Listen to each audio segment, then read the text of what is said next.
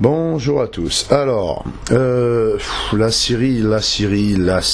J'en ai déjà beaucoup parlé de la Syrie, hein, et avant même d'avoir parlé de la Syrie, parce que avant même que les braves cinglés qui nous gouvernent de ce côté du monde ne décident d'y implanter une nouvelle guerre civile à potentialité mondiale, eh bien, on avait tous déjà eu l'occasion de parler en long, en large et en travers de la Syrie, rien qu'en parlant de la Libye, tant les mécanismes grossiers du média mensonge de guerre sont en tout point semblables, occurrence après occurrence, depuis au moins l'Irak. Donc la dernière fois que j'avais abordé la question syrienne, c'était, je sais plus, il y a 2-3 mois, et pour la 3e fois, Bachar al-Assad avait fait usage de gaz chimique, etc.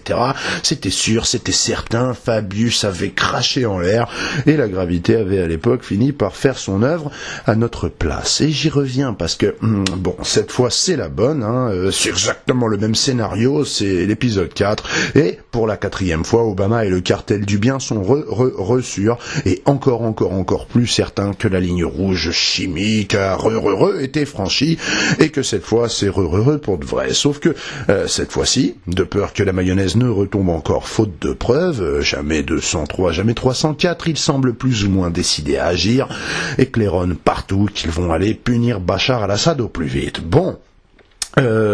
D'où le discours de François Hollande que je vous propose d'endurer en ma compagnie, parce qu'il constitue, malgré sa médiocrité remarquable dans la forme, un véritable cas d'école en matière de bellicisme mythomaniaque classique. Si vous me le retrouvez, le discours, merci de me faire passer un lien, parce que malheureusement, je l'ai enregistré sur le vif et à la bonne franquette, d'où la piteuse qualité de la prise de son. Bon, j'ai fait comme j'ai pu, pressentant bien qu'il fallait surtout pas manquer ça, même si l'enregistrement et sa qualité devaient en pâtir, parce que ce serait sûrement des plus burlesques. Mais j'étais encore assez loin de me figurer à quel point ce serait concentré en ridicule. Bon, le moins qu'on puisse dire déjà, c'est que Pépère a été on ne peut plus réactif. Le discours c'était le 22 août, l'attaque chimique c'était le 21, et la publication des images sur YouTube par les rebelles c'était le 20.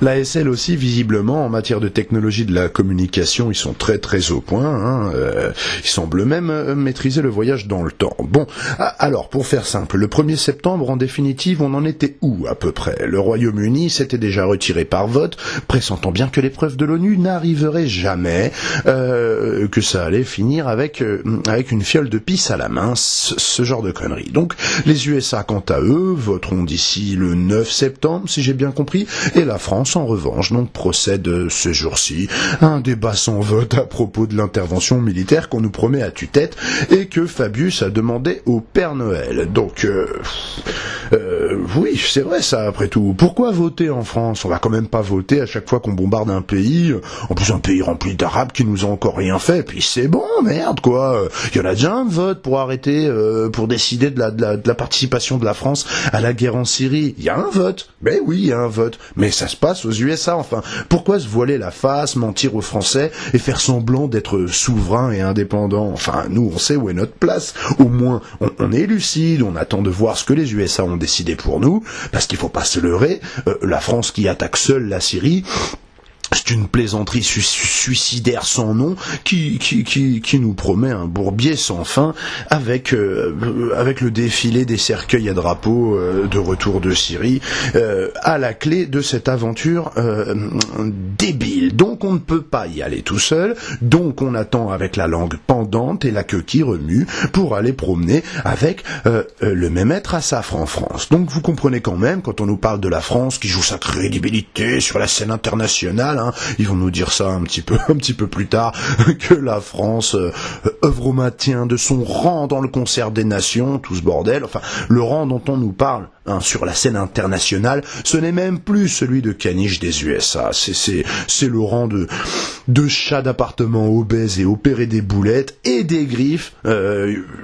qui n'osent même pas griffer les rideaux ou pisser dessus. Mais on va reparler de ce débat sans vote. C'est tellement lourd de sens quant à ce qui est devenu le rang de la France sur la scène internationale. Bon, je remettrai vite en contexte, hein, sur la Syrie. Je vous refais quand même pas tout le topo, hein, à propos de de la malveillance hypocrite de la démarche qui consiste à aller sciemment chambouler des États laïcs au Moyen-Orient en les faisant se transformer en cours de récréation pour terroristes al-Qaïdeux, en champ de batailles interclaniques, interethniques, interconfessionnels, où les attentats pètent à 50 morts par semaine, les semaines où c'est calme en Irak et en Afghanistan et en Libye, qu'il ne faut donc pas regretter, parce que l'après nous plaît moins, comme l'osait dire une brosse à Ranger, soyons polis, dont je vais feindre de ne plus me rappeler du nom pour éviter de perdre du temps.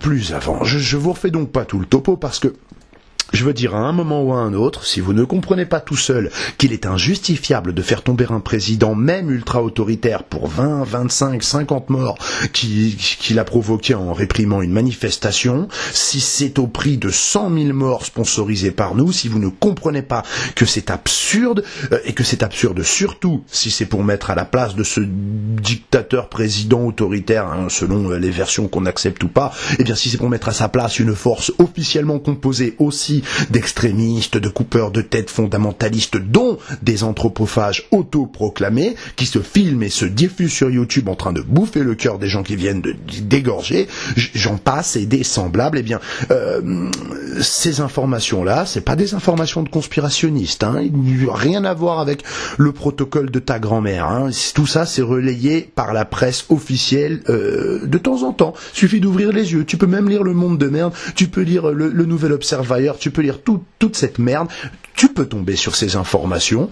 Si le reste est vrai, peut-être que t'es censé accepter que ça, c'est censé être vrai aussi, non? Bon, c'est soit tout faux, soit il y a un peu de vrai dans les deux. Si vous comprenez pas tout seul, donc, qu'on ne peut pas sciemment être le pays des droits de l'homme, être un pays cohérent, responsable, et mettre ce genre d'hurluberlu sanguinaire au pouvoir, on ne peut plus grand-chose pour vous. Parce que si vous nous dites que l'Élysée, oui, mais non, on va faire un tri, parce que l'Élysée a reçu une délégation de ce qu'il reconnaît, lui, déjà, comme la Libye, officiellement, la Syrie, excusez-moi, les affaires sont trop similaires pour qu'on ne les confonde pas, et donc s'il paraît que ces 3-4 démocrates-là vont organiser des élections une fois qu'on les aura assis, eux, sur le trône de Syrie, et non pas les égorgeurs al-nostristes affiliés à Al-Qaïda, eh bien, si vous nous expliquez qu'ils vont gouverner pépère, des élections, les droits de la femme, la laïcité, le respect des minorités, le mariage gay, pourquoi pas, tout ce que tu veux, eh bien, si vous croyez que cette brochette de démocrates prétendus, certifiés,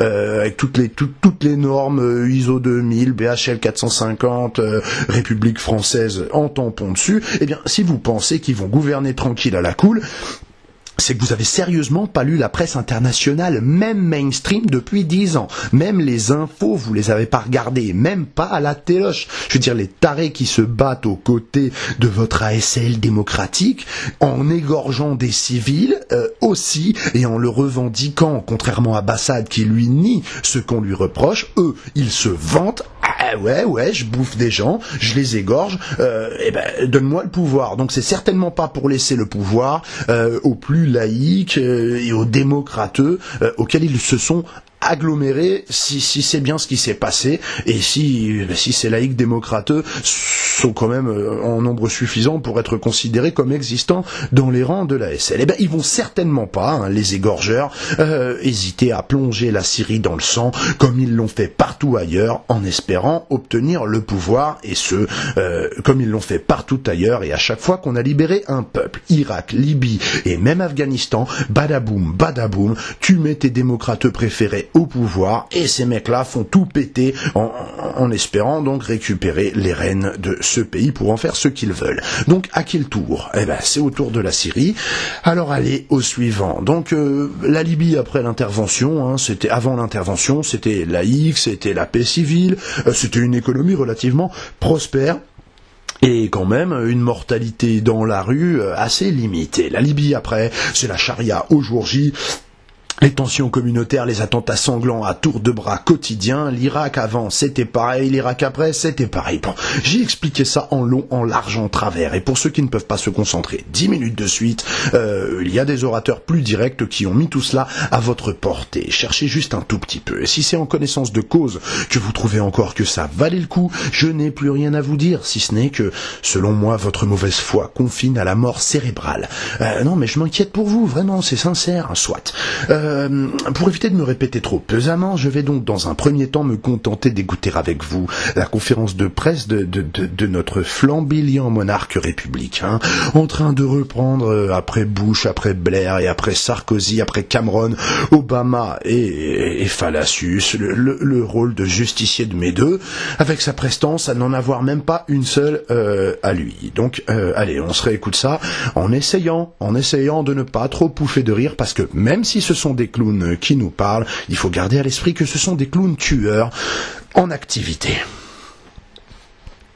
Proche de la présidence française avant ce discours, François Hollande va donc donner les orientations de la position française, alors qu'on sait que les États-Unis et Londres sont en pointe dans la préparation d'une opération militaire. Voilà, une opération militaire qui pourrait même intervenir peut-être dès jeudi, selon les médias américains. Les États-Unis, en tout cas, ont fait savoir qu'ils étaient prêts à agir. On va écouter donc François Hollande.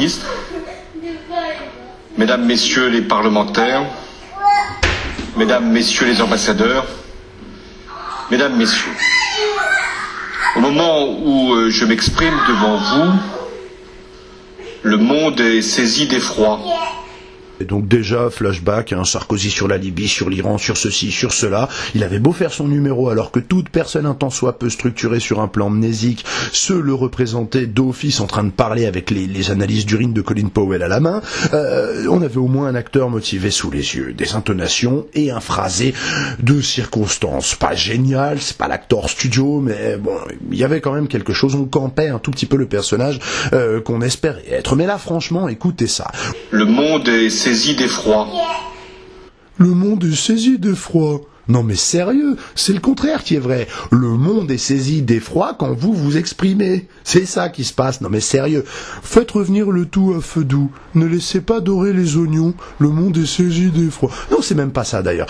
J'ai beau chercher, je ne vois pas à propos de quel sujet désuet l'on peut employer à bon escient ce ton aberrant. Ah si, éventuellement peut-être Jean-Pierre Pernaut à propos de 100 ans de Provence ou des bouchons de Liège à l'ancienne qui nous remplissent d'effroi. Enfin, et encore, il y met plus d'emphase. Enfin, je demande pas des comédiens de talent, mais enfin, quand même, que les personnes aient l'air de vivre un tout petit peu, de croire un tout petit peu et de comprendre ce qu'ils sont en train de dire. Enfin, ce serait bien quand même pour mentir d'une façon un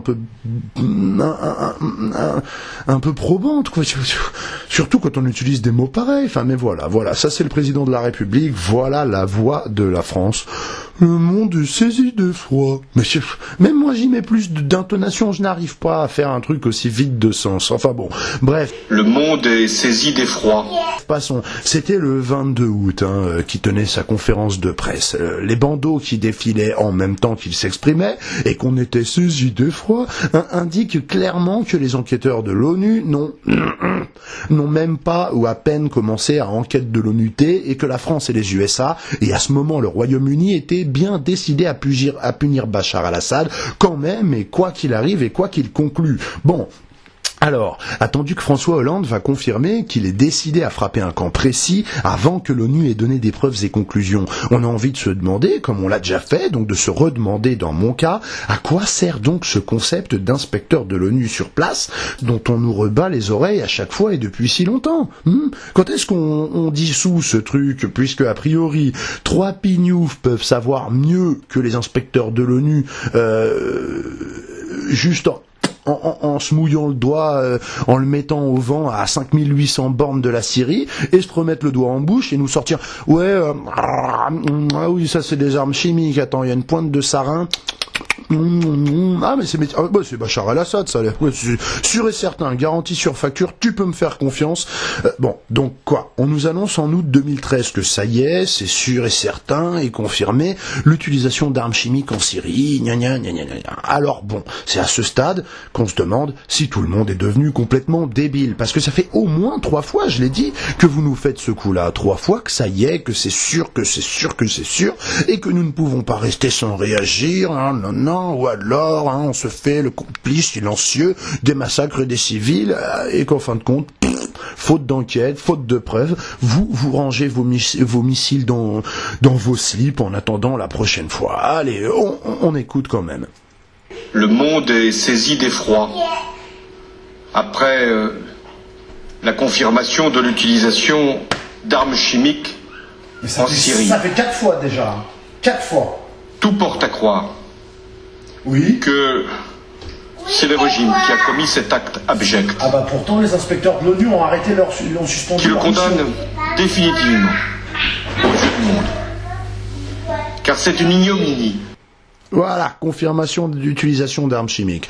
Encore, comme je vous le dis, la dernière fois, c'était le monde qui était sûr et certain, et qui avait vu de leurs yeux vus. Quand je dis le monde, je parle pas du monde de la communauté internationale, je parle de la marque de papier toilette. Et donc, ils avaient vu de leurs yeux vus les soldats de Bachar al-Assad gazer les gens. Ils étaient suffisamment prêts pour être sûrs, ils étaient suffisamment loin pour pas être morts, et ils étaient donc certainement pas, si je comprends bien, escortés par des rebelles qui leur expliquaient de loin qui fait quoi, en leur disant forcément la vérité. Genre, tu vois les mecs là-bas, regarde. Oui, mais si, tu vois, tout petit, très très loin, 3 kilomètres, regarde bien.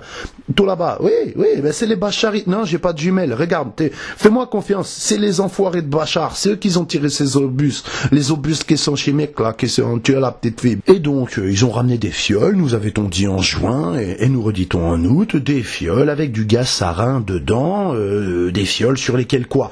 On a retrouvé donc de l'ADN de soldats de Bachar al-Assad, on a retrouvé des étiquettes filigranées, falsifiées.